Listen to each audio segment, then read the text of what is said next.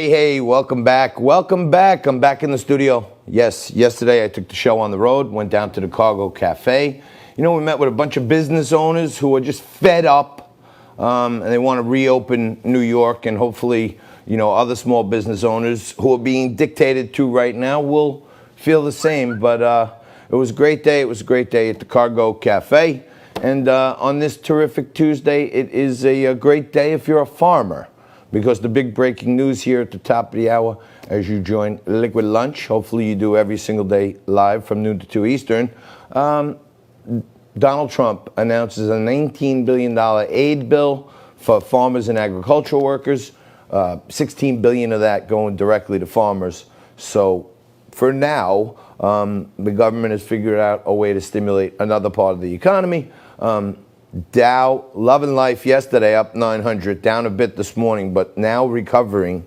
I have a feeling it turns up in the green today unless something crazy comes out. But right here at home, we're back in the Corona Bunker Studios in Staten Island, New York. And at his home, my co-host and partner in crime, Frank Morano, joins us.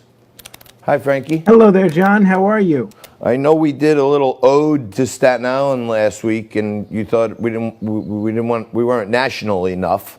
But there is some good news coming out of New York City right here in our hometown, with Staten Island University Hospital reporting both their campuses zero COVID admissions. That's got to be a good sign, I would think. Absolutely. You'd certainly rather see less COVID admissions than more, right? Well, yeah, I'd like to see none, but exactly. The expectation is that this will continue on, and but maybe getting a zero is something that could convince the mayor or the governor that maybe Staten Island, which was the first testing area, we should be allowed to reopen.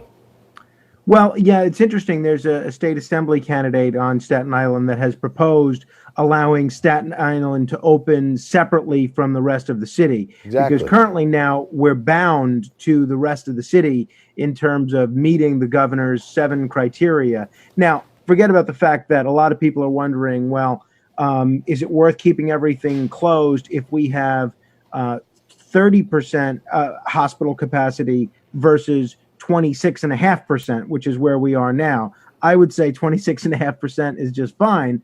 But I think you bring up a good point that perhaps Staten Island should not necessarily be bound to the other 4 boroughs, especially parts of those boroughs have had very, very difficult time containing this pandemic. So we'll see.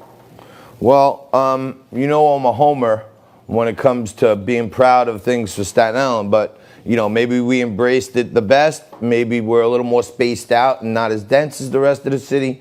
So as a regular business person, how do we get someone's attention and say we're being unfairly treated? We're at zero. You got me. I wish I knew. I guess you're going to have to just keep going on shows like this and talking about it. All right. Well, there might be more to report on that front. Anything breaking on the political front? I know Peter Navarro was in the news. I know you're close to him. Talk to him every so often. Made some harsh comments about China. Well, I mean, I don't know if they were harsh. I mean, he I think, was rightly calling out the World Health Organization and the president said the same thing today, as being a puppet of China.